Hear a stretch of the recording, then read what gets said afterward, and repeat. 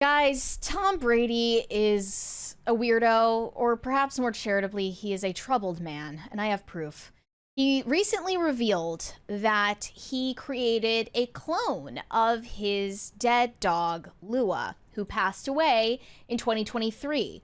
The new dog's name is Junie. I guess not giving it the same name makes it slightly less creepy, but only slightly. Here's what he said. I love my animals. They mean the world to me and my family. A few years ago, I worked with Colossal Biosciences and leveraged their non-invasive cloning technology through a simple blood draw of our family's elderly dog before she passed. And you can see now he is posting pictures with the clone of Lua, who obviously, you know, looks exactly the same. Yeah, I just think that if you do this, you probably had an inordinate attachment to the family dog in the first place. That needed to be addressed a long time ago. And secondly, it just feels like we're playing God. I am gonna Luddite in this regard. You know what? I'm gonna put this in the chat. I'm gonna put this in a poll. I put up a poll first. I asked, does Brett look like Glenn Powell? We have yes. 52% of you say yes, so I'm ending that poll right now. Just in time. Just in time. You can't take it back. They're saying, you get what they're saying. Worldwide celebrity superstar Glenn Powell. Me. We're basically the same person. But what I'm going to do, guys, is I'm going to put up a poll right now that asks, would you clone your family dog? Or pet, whatever it is. Cat or dog or fish, whatever it may be. Yeah, so it's interesting that he kept this information to himself for 2 years, but maybe he's in some sort of partnership with this company. Yeah, somebody in the chat says he can afford. Old Fox says he can afford it. He's also getting a kickback for mentioning. I'm sure he is. Yeah, I wouldn't be surprised by that at all. He said after Lua died in December of 2023, he welcomed another similar-looking dog, Junie. Nearly 2 years later, he's revealed Junie is a clone of the late Pitbull mix. Having a pit bull, that's another red flag, in my opinion. Don't get mad at me, pit bull. Guys, they're saying too expensive. I'm not asking on price grounds. I'm asking on your moral stance. If price were not a concern. Correct. If this were within reach for you, you know? And then this coincided with an announcement from Colossal Biosciences, the biotech company that he is an investor in, I should add. Mm-hmm. He worked with them to clone his beloved dog, Lua. Is it just, this is going to sound like a really stupid question, but I'm a really stupid person. I'm assuming it's just the physical appearance of the dog that's the same. It's not going to have the genetic code. But I'm saying, but it's not going to have the same personality. I mean, personality is intertwined with genetics. A lot of that is predetermined by genetics, even in humans. A huge factor. So wait, you're saying it's not socioeconomic factors? It's all of those things. Okay. Like, one of the biggest factors in human happiness is genetic. Your temperament, in a huge way, is inherited from your parents. That's true. You hear that, guys? That's why I'm so happy. But the other factors, I believe, are earned success. That is a source of happiness. And community and faith.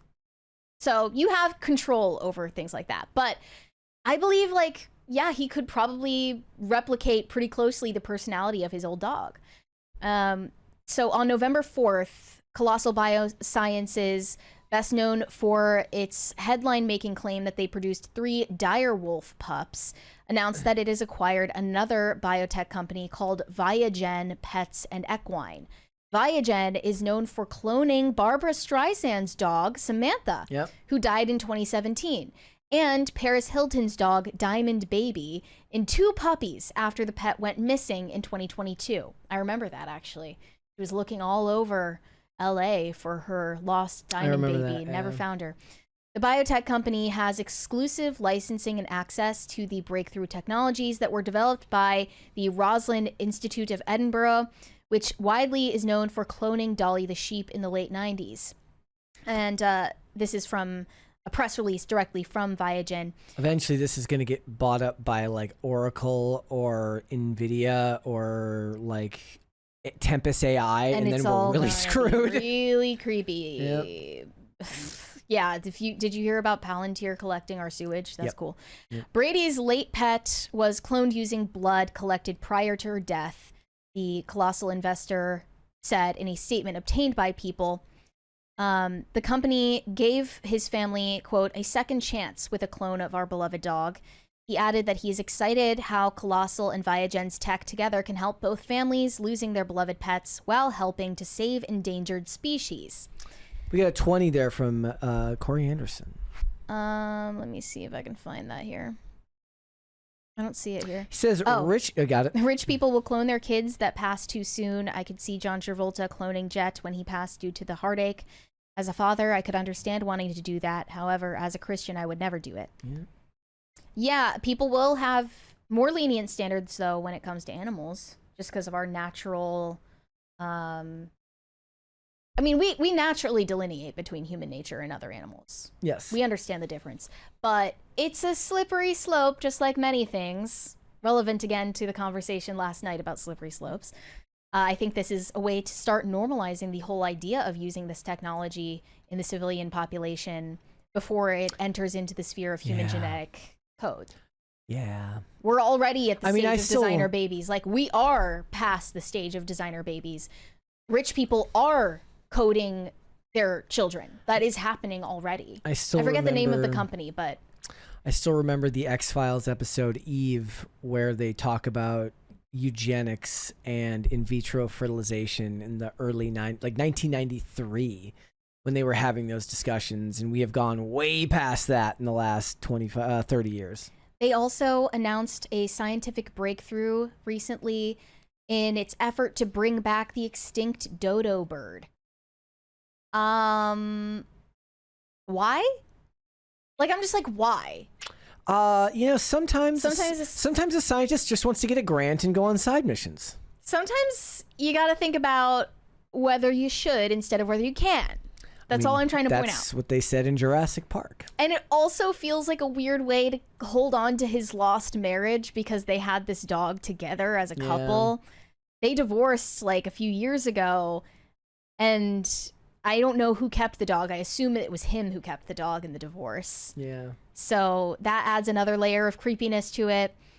And he was regularly posting pictures of his dog on social media before she died. And she even starred alongside him in a commercial for UGG Australia in 2014. It just seems like if this happens, you already had a relationship with your pet that was beyond what it should be. Like, I'm glad that JD Vance opened this conversation about the concentric circles of love earlier this year. Okay, go on.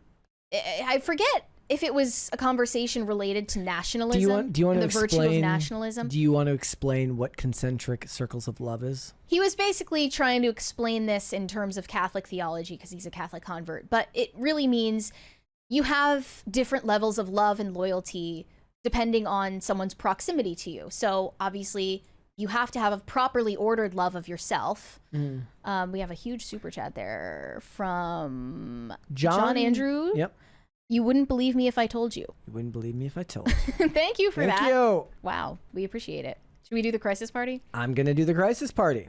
Okay, because I'm not going to be able to continue this thought unless we're done with that.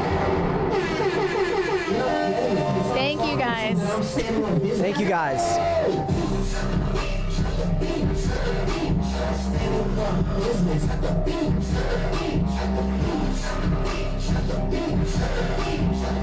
All right. So anyway, long and short of it, you have a properly ordered love of yourself, followed by the love of your family members, your immediate family, that follows by your extended family, then your larger local community. Hold, please.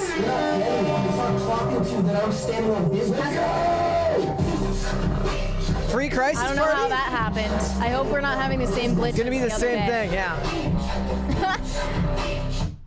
Okay, then so on your love of state, your love of nation, and the love that you have collectively for the rest of the world. Yes. The left doesn't think like that. They think that you're supposed to love strangers on the other side of the planet more than you love your own dad. Yes. And cut him off if he says something off color at Thanksgiving. Anyway, I think that the way you love a pet has to be totally different from the way that you love a family member. And everyone really instinctively knows the difference. But this brings me to an even more disturbing story about Suzanne Summers. She died as well back in 2023 and apparently had a plan with her husband, Alan Hamill, for him to clone her using AI. How did someone think of this in the 1970s? I can't tell you. Did they have like information about government technology? There was already books written about artificial intelligence at that time. They mentioned Kurzweil, was like one of the fathers of that theory at the time.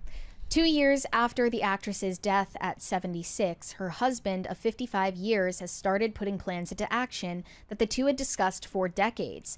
Obviously, Suzanne was greatly loved, not only by her family, but by millions of people. One of the projects that we have coming up is a really interesting one, the Suzanne AI twin. He shared a demo of the AI at a conference earlier this year. To him, the project is perfect. It was Suzanne, and I asked her a few questions, and she answered them, and it blew me and everyone else away. When you looked at the finished one next to the real Suzanne, you can't tell the difference. It's amazing. And I mean, I've been with Suzanne for 55 years, so I know what her face looks like. And when I just look at the two of them side by side, I really can't tell which one is real and which one is the AI. So here's what he says. He says, while AI is fairly new to most, Hamill revealed that this has been an ongoing conversation between him and Summers since the 80s when Ray Kurzweil first explained the concept to them. So this man himself explained. He says, we have been friends with Ray Kurzweil. Bill Gates described Ray Kurzweil as the smartest man on the planet, which he is, and he became our friend 30-something years ago, and we talked about this. He knew it was coming. It took decades to happen, but he knew it was going to happen, and he shared that information with us. This is so creepy. This was her, he says that this was her idea. She said, I think we should do that, she said. I think it's a very interesting and will provide a service to my fans and to people who have been reading my books who really want and need information about their health, she said. Let's do it. So that's the reason we did it, and so I love being able to fulfill her wish. They mentioned to get the likeness and speech just right, the AI was trained with all of Suzanne's 27 books and interviews that she's done. Hundreds of interviews. Yeah, and that'll be easier for a famous person who's going to have way more camera renderings of them. Then the AI twin will be ready to answer any question, and the answer will be within her library of knowledge. Yeah, but the thing is like real people can't even remember their own lives. No, the thing that I think about it is I actually, this is something I think about. It's one of my Roman empires, which is like, I've made the comment on the show that depending on the day, I could review a movie completely differently than I would on another day, depending on how everything that happened to me prior to that day went. Did I get enough sleep? Did I eat breakfast? Am I in a good mood? So if he asks her a question, and literally any question like, honey, what do you want for dinner? On any given day, she's tired. I don't know. Or she could say, I want this. And that's just one of any number of factors that could go into changing the way in which you would react to a question. And you're right. You don't think about if I have one of my many flaws is that I often forget many things that happen to me. It's like perfect forgiveness is the inability to remember the things that piss you off. So you're like, maybe you should be mad because something that you would have the right to be mad about doesn't piss you off because you don't even remember the thing before because stuff rolls off your back. Can that even happen to an artificial intelligence? Because it has access to all of that all the time and is running endless calculations. One of the charms and benefits of talking to old people is that they tell the same stories over and over again. But then each time they tell the story, it morphs into something new. And it's probably called grandpa stories. So far away from what originally happened. Yep. It doesn't even matter though, because that's the evolution of really mythology and family traditions.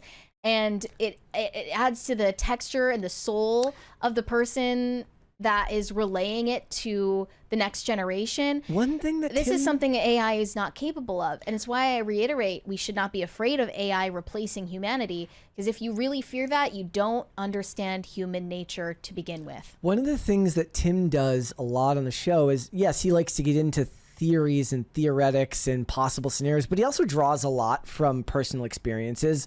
We went out for dinner and this happened. We went out and did this and this happened. Like, there are so many things that I've done in my lifetime that would probably be relevant to bring up on here that I'm just never going to remember at that time. it'll come to me later. Like very often stories or things that would have been relevant to talk about on here, well, like I remember it after the fact. The only stuff that ever gets mentioned, it's all based on time, meaning that it happened recently. Therefore it's on my brain. Therefore I try to fit it into the idea of the discussion that we're having. Even when I reference television shows, it's probably because I watched it at some point recently, whereas other people kind of go way back into the depths of their brain and think about things that happened 10 years ago, 5 years ago. This happened. My brain doesn't work that way. So that's even less human if you're like pulling access to like everything you've ever thought of. Yeah, a huge problem with this is that all while you can train this AI on everything she ever said in an interview or everything she ever wrote in a book, and all of the information available about her on the internet, you're never going to reach into the depths of her interior life. That is not replicable. It never will be.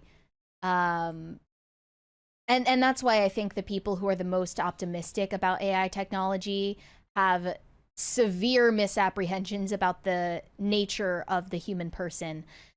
And I do think Tom Brady cloning his dog is the starting point. That is the beginning of a slippery slope that leads to what happened in the case of Suzanne Summers. Yeah. It's a slippery slope. It's not a fallacy. It's reliable. It's a pattern at this point. It cannot be discounted. I don't like where this is headed. Thanks for watching. Listen to full episodes of Pop Culture Crisis on Spotify. Keep up with us on social media and make sure you subscribe and ring that bell so you never miss the show. Bye, guys.